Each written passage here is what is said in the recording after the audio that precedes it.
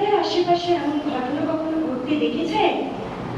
এইরকম ঘটনার কখনো সাক্ষী হয়েছে? হয়ে থাকলেও সেই লোকের বিরুদ্ধে কিছু ব্যবস্থা নিতে পেরেছে? না, হয়তো পারেনি লোক লজ্জার ভয়ে, সম্মান হারিয়ে ভয়ে। আবার যার সাথে এমন ঘটনা ঘটেছে সে হয়তো সাহস করে বলতে পারেনি, কিংবা বললেও আমরা তাদের চুপ থাকতে বলেছি যাতে পাঁচ কান না হয়। কিন্তু এইভাবে চুপ থাকলে শিশুরা একের পর এক শিকার হতে পারে এইরকম নোংরা মানসিকতার মানুষদের কাছে। শিক্ষকতা অনেক মহৎ পেশা, তবে শুধু প্রাইভেট টিউটর নয়, পরিবারের অনেক কাছের মানুষের দ্বারাও এমন ধরনের যৌন নির্যাতনের শিকার হতে পারে শিশুরা। তাই আমাদের একটু সতর্ক এবং সজাগ থাকতে হবে। রিয়া কি পারলো তার মাকে বলতে? পারলো না। কেন পারলো না? লজ্জা অথবা ভয়ে? পাছে মা উল্টো বুঝি তাকেই বকাবকি করে, চারপাশে যেভাবে হয় আর কি। কিন্তু চুপ থাকাটাও সমাধান নয়। তাহলে রিয়া কি করবে? আসুন দেখা যাক পরবর্তী দৃশ্যে।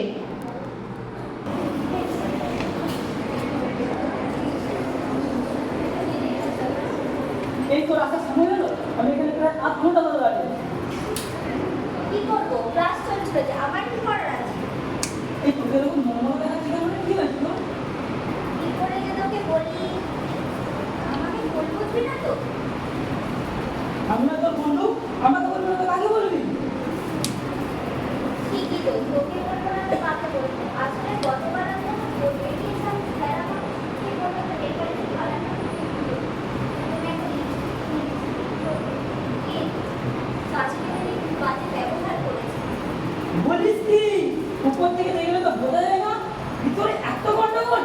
ছি ছি, তুই কোনো চিন্তা করিস না, এর জন্য আমাদের দেশের আইন আছে, যৌন অপরাধ বিরোধী শিশু সুরক্ষা আইন 2012 বা পক্সো আইন। আচ্ছা, তুই কি তোর বাড়িতে কিছু জানেন কি এই বিষয়ে? তোর মাকে না রে, সাহস পাইনি, পাশে আমাকেই বলতে পারে। তুই বাড়িতে না জানি না, ঠিক করিস। এরকম ঘটনা যত চেপে রাখবি তত বাদ থাকবে। আজ তোর সাথে হয়েছে, কাল অন্যজনের সাথে ঘটতে পারে, আর এরকম লোকের শাস্তি হওয়া উচিত। জানিয়া বাড়ি ফিরে মাকে গিয়ে বল। আর জেনে রাখ, এরকম ঘটনা করলে থানাতে এফআইআর করা উচিত, বা 1000 কল করে চাইল্ড লাইনেও জানানো যেতে পারে, বা শিশু সুরক্ষা সমিতিতেও জানানো যেতে পারে। জানিয়া বাড়ি ফিরে মাকে গিয়ে বল। আমার খুব ভয় করছে রে। এক্ষেত্রে তোর তো কোনো দোষ নেই, তাহলে তুই ভয় পাচ্ছিস কেন? পক্সো আইনে বলা হয়েছে যৌন নিপীড়নের যে শিকার তাকে কিছু প্রমাণ করার দরকার নেই, যার বিরুদ্ধে অভিযোগ করা হয়েছে তাকে নিজেকে নির্দোষ প্রমাণ করা। আচ্ছা, আমি কি তোর সঙ্গে তোর বাড়ি যাবো? আপনি আমাকে বোঝাতে? না না, তোকে যেতে হবে না। তুই গেলে আমার পাড়া প্রতিবেশীরা আমার কথা ভাবতে পারে। তুই যে আমার ভালো বন্ধু হতে পারিস সেটা কেউ মেনে নিতে পারবে না। আচ্ছা, আমার কথা তোকে শুনবে? শুনবে। আমাদের কথা শোনার জন্য প্রতিটি গ্রামে শিশু সুরক্ষা সমিতি আছে, পুলিশ আছে, চাইল্ড লাইন আছে। এনারা সবসময় শিশুদের পাশে আছে। জারিয়া, গোপন রাখিস না, বলে দে মাকে। আমরাও বন্ধুরা ভাবছি কিভাবে তোকে সাহায্য করা যায়। একবার অন্য সাথে কি এই বিষয়ে পরামর্শ নিচ্ছি। না না, তুই এখন কিছু জানাস না কাউকে। আগে আমি মাকে বলি, তারপর। আচ্ছা ঠিক আছে, তুই যা বলবি। তবে রিয়া শোন, 4টে কথা ভালো করে মাথার মধ্যে রাখিস। 1, আমাদের জন্য প্রতিটি গ্রামের শিশু সুরক্ষা সমিতি আছে। 2, আমাদের জন্য পুলিশ আছে। 3, আমাদের জন্য চাইল্ড লাইন আছে। 4, 1098 কল করে জানাতে পারবি। বন্ধুর পরিচয়। এই বয়সের ছেলেমেয়েরা যে কথা মা বাবার কাছেও বলতে পারে না, সেটা নির্দ্বিধায় বন্ধুর কাছে বলতে পারে। এই ধরনের ঘটনার কড়া শাস্তি আছে, পক্সো আইনে তাদের শাস্তি নিশ্চিত। কিন্তু আমরা অনেকেই অপরাধের সূক্ষ্ম বিষয়গুলি চিহ্নিত করে উঠতে পারি না, তাই বড় বড় কিছু না ঘটলেও আমরা তাকে অপরাধ বলেও গণ্য করি না। তাই আসুন জেনে নেওয়া যাক যৌন নির্যাতনের ধরনগুলি কি কি রকমের। 1, শিশুকে পর্নোগ্রাফি দেখানো অপরাধ। 2, যৌন উদ্দেশ্যে শিশুর অঙ্গ স্পর্শ করা অপরাধ। 3, যৌন উদ্দেশ্য নিয়ে নিয়ে শিশুকে দিয়ে অন্যের শরীর স্পর্শ করানো অপরাধ। 4 শিশুকে তার শরীর নগ্ন করতে বাধ্য করা অপরাধ। 5 ডিজিটাল বা ইলেকট্রনিক্স মাধ্যমে শিশুকে নজরে রাখা অপরাধ। 6 খালি চোখেও শিশুকে সবসময় নজরে রাখা অপরাধ। আর এমন ঘটনা ঘটলে চুপ না থেকে সরঘর থানায় এফআইআর করুন। প্রয়োজনে 1098 এ ফোন করেও জানাতে পারেন। 1098 জানাতে পারেন আপনার গ্রামের শিশু সুরক্ষা সমিতিতে। চলুন দেখা যাক রিয়ার বাবা মা কি করে এই ঘটনার পর।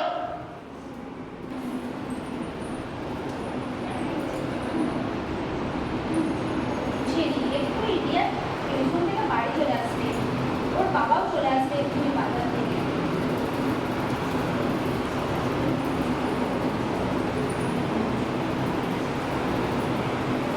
মা বল, কিছু বলবি? হ্যাঁ মা, আর বল, কথাটা জানাতে পারি, কথাটা জানা তোমার খুব দরকার। বল কি বলবি? এত গিজগিজ করছিস কেন? বল কি বলবি? আমি স্যারের কাছে পড়তে যাবো না মা। কেন, কি হয়েছে? স্যার বকেছে নিশ্চয়ই, পড়া পারিসনি, মার খেয়েছিস। বাড়িতে তো পড়তে বসবি না, তাহলে মার খাবি না তো কি হবে? না মা, গতকাল একটা পড়তে গিয়েছিলাম, স্যার আমার সাথে খুব বাজে ব্যবহার করেছে। স্যার আমাকে ক্লাসে আমি কোনো রকম সম্মান পাচ্ছি পালিয়ে এসেছি না। আমি স্যারের কাছে পড়তে যাবো না।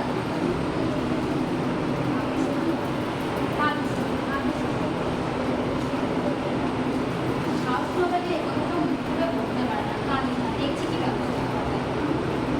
সমীর আমাকে সাহস দিয়েছে, সমীর জন্য তোমাকে বলতে যাতে কিছু ব্যবস্থা নেওয়া যায়। আচ্ছা, তোর বাবা ফিরুক, দেখছি কি ব্যবস্থা নেওয়া যায়। আচ্ছা রিয়া, এই সমীরটা কে রে? সমীর আমার বন্ধু। বন্ধু? হ্যাঁ মা, একদম ভালো বন্ধু। আচ্ছা ঠিক আছে, তোর বাবা ফিরুক, দেখছি কি ব্যবস্থা নেওয়া যায়। যা বেরোয় যা। এই সমীরটা কে? শুধুই কি রিয়ার বন্ধু? সমীর এই রিয়ার তো বন্ধুত্ব সম্পর্ক। কই গো, হাঁ করে কি ভাবছো? মুখে মাছি ঢুকে যাবে যে। এই না বাজারটা ভালো। রাখো তোমার বাজারে, যেদিকে রিয়ার সাথে যা ঘটছে তা শুনলে রক্ত মাথায় উঠে যাবে। আর তুমি এসেছি না বাজার নিয়ে। কি হয়েছে, কি হয়েছে? কাল যখন রিয়া পড়তে গিয়েছিল তখন ও স্যার ওর সঙ্গে অসভ্যতামি করেছে, নোংরা ইঙ্গিত দিয়েছে। ও এগুলো আমাকে সাহস করে জানাতে পারছিল না। সমীর বলে কোনো এক বন্ধু পথে আমাকে এটা সাহস করে বললো। করেছি, ওসব কিছু নয়। মনে চা দোকান থেকে খবর পেলাম তোমার মেয়ে একটা ছেলের সাথে ভালোবাসা করেছে। কি যেন বললো নামটা? সমীর কি? হ্যাঁ ঠিক ওই রকমই বললো। অনেকদিন থেকেই ভাবছি বিয়ে দিয়ে দেবো, কিন্তু এখন তো দেখছি মেয়েটা ওখানেই ছেড়ে ফেলা উচিত, নাহলে মাংস ধুলোয় মিশে যাবে।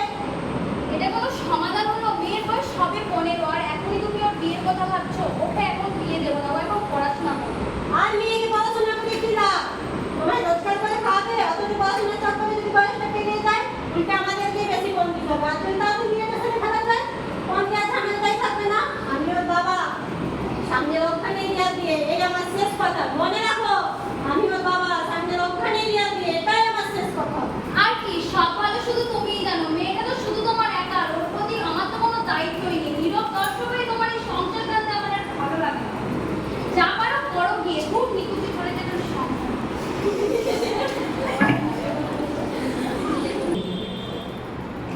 যদি এবছর ছেলে মেয়েদের সাথে একটু বন্ধুর মতো মিশি, তাহলে পালানোর চিন্তা কি তারা করবে?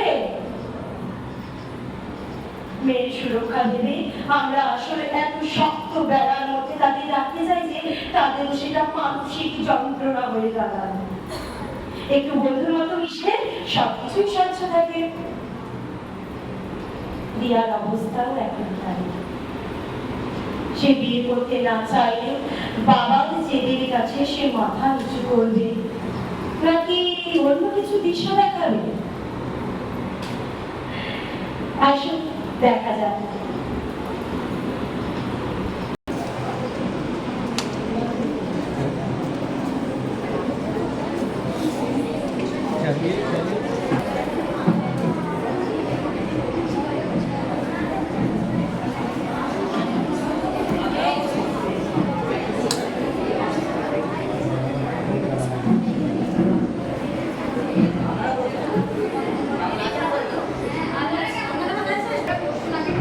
রাখিস না। হ্যাঁ হ্যাঁ, এই সময় একটু চায়ের ব্যবস্থা করলে তো ভালোই হতো। ঠিক আছে।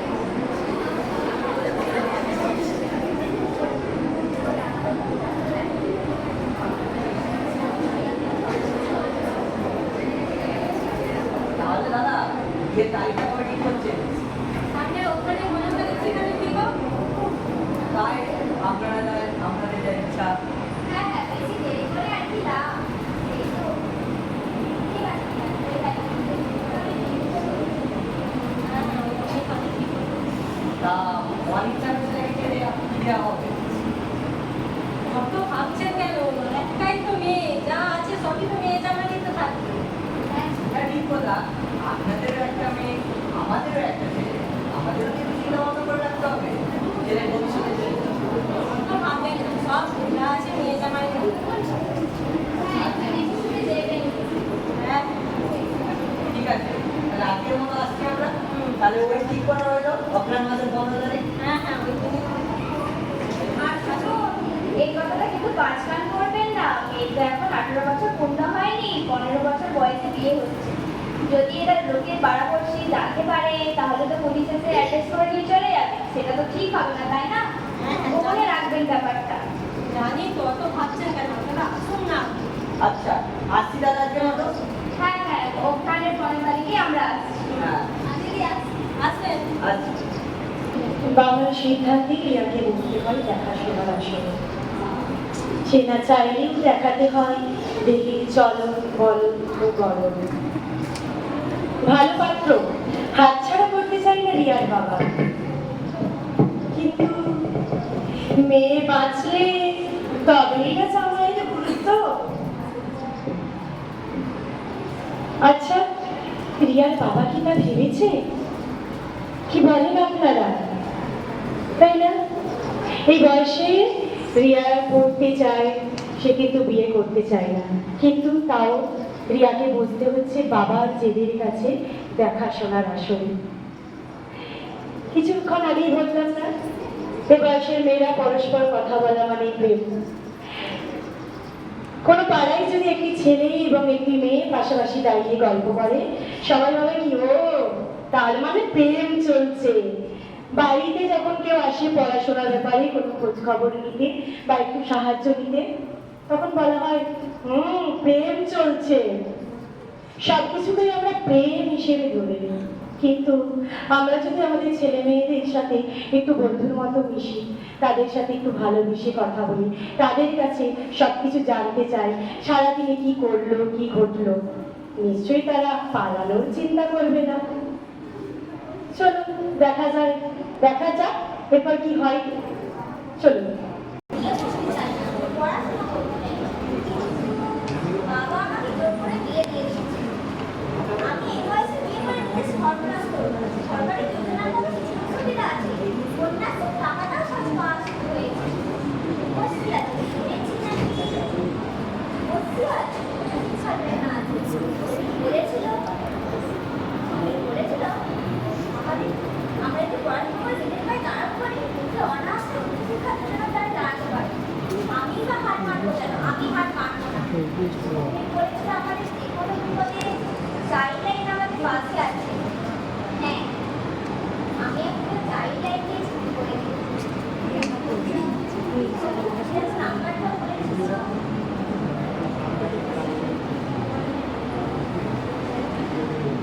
হ্যাঁ, মনে পড়েছে 109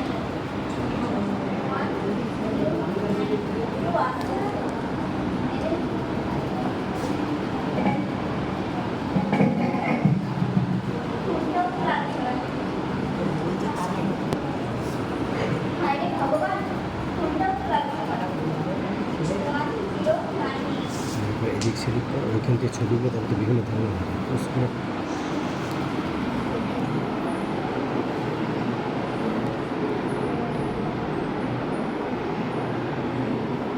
রিয়া এখনই বিয়ে করতে চায় না, সে এখন পড়তে চায়। তাই বেগতিক দেখে সে চাইল্ডলাইন 1098-এ ফোন করে সব কথা জানিয়ে দেয়। তারা রিয়াকে আশ্বস্ত করে সাহায্য করার, জন্ম থেকে মৃত্যু পর্যন্ত আমাদের সরকারের বিভিন্ন যোজনা বা প্রকল্প রয়েছে, সেগুলির সাহায্যে আমরা অনায়াসে আমাদের ছেলে মেয়েদের লেখাপড়া শেখাতে পারি। গরিবের ধোনা তুলে আমরা যদি একটু ব্লক অফিসে গিয়ে খোঁজ নিই, তাহলে আমাদের পরিবার থেকে প্রশাসনের উচ্চ পদের অফিসার কিংবা পাইলট কত কি না হতে পারে, তাই না? ঠিক বলছি তো? কত কি না হতে পারে। ভাবুন ভাবুন, আরেকটিবার ভাবুন, কম বয়সে বিয়ে না দিয়ে আরেকটিবার ভাবুন। এই অনুষ্ঠান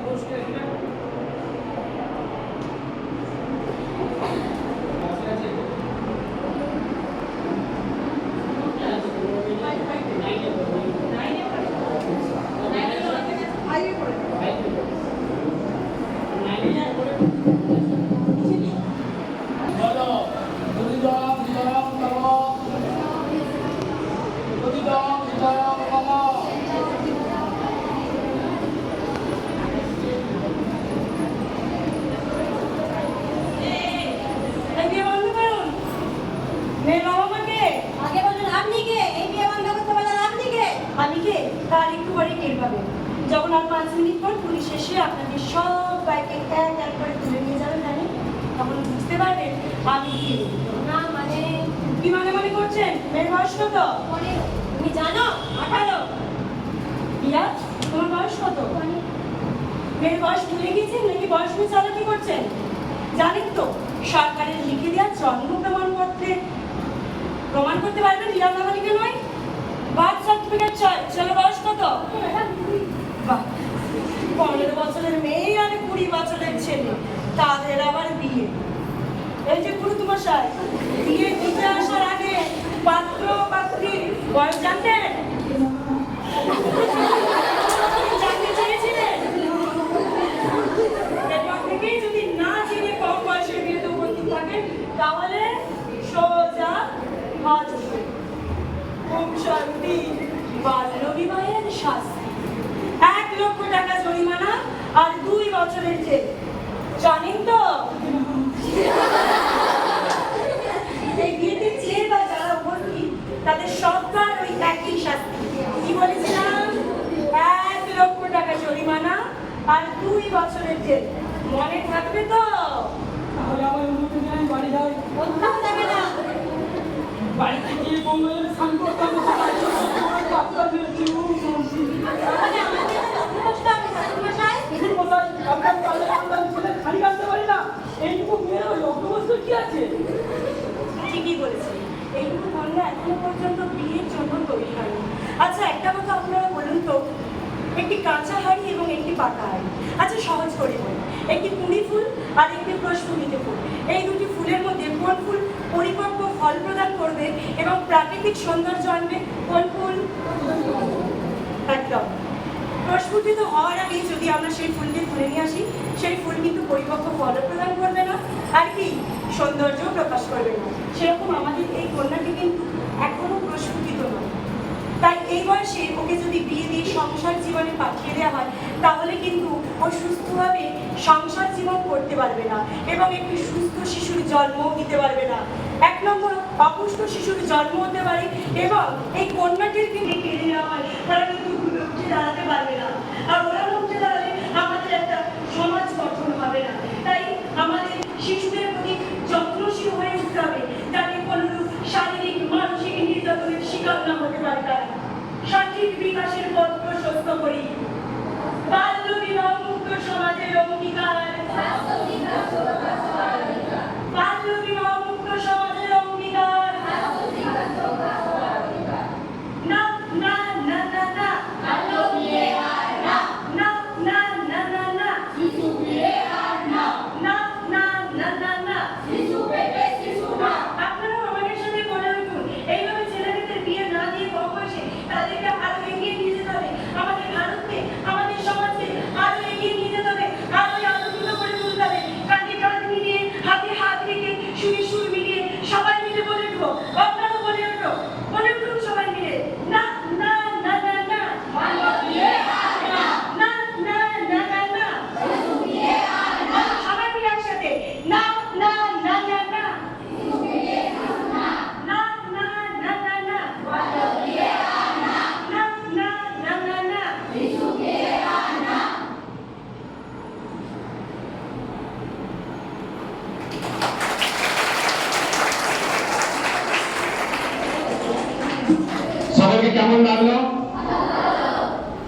এখানে যতজন অভিনয় করছে নিশ্চয়ই দেখে বুঝতে পারছো তোমাদের থেকে সামান্য বড়, ওরাও কিন্তু স্কুল কলেজেই পড়ে, ঠিক আছে?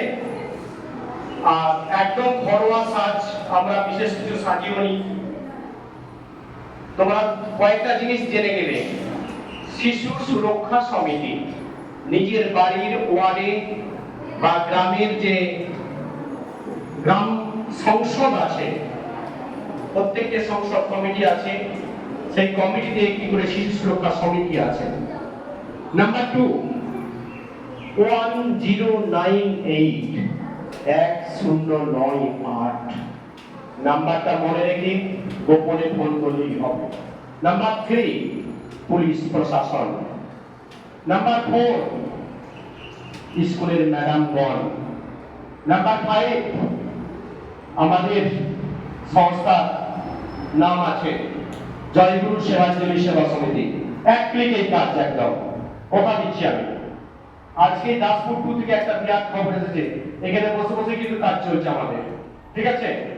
অতএব শুধু একবার শুনবার অপেক্ষা, বাকিটা প্রশাসন করবে। আমরা কিন্তু কিছুই করবো না, আমরা শুধু যেমন ধরে নাও একটা বাল্ব চলছে, ফিলামেন্ট আছে, আমরা শুধু ফিলামেন্টের কাজই করবো, জ্বালিয়ে দেবো, আমরা কিছুই করবো না। বাকিটা যা করার সবাই করবে। আমি সবাইকে বলবো, বৃক্ষ হতে হবে, প্রস্ফুটিত হতে হবে, বিকশিত হতে হবে, একজন মানুষের মতো মানুষ হতে হবে। তোমরা যদি মানুষ হও, আমরা যদি প্রত্যেকে আলো হয়ে চলে উঠি, ভারতে কি আর অন্ধকার থাকবে? পৃথিবীতে কি অন্ধকার থাকবে? তাই সবার আগে আলো হব। আজকের এই নাটকের শেষে প্রত্যেকেই বড়দিন একবার আমরা আলো হব, ব্যাস। সমস্ত ম্যাডামকে আমার আন্তরিক কৃতজ্ঞতা এবং সশস্ত্র প্রণাম জানিয়ে আজকের এই নাটকের আমরা সমাপ্তি ঘটাচ্ছি। প্রত্যেককে বলছি, তোমাদের সকলের নামগুলো আমরা লিখবো, ম্যাডামদেরকে দায়িত্ব দিয়েছে, তোমরা ক্লাসে যেয়ে বসবে, নামগুলো লেখার পর বাড়ি যাবে, ঠিক আছে?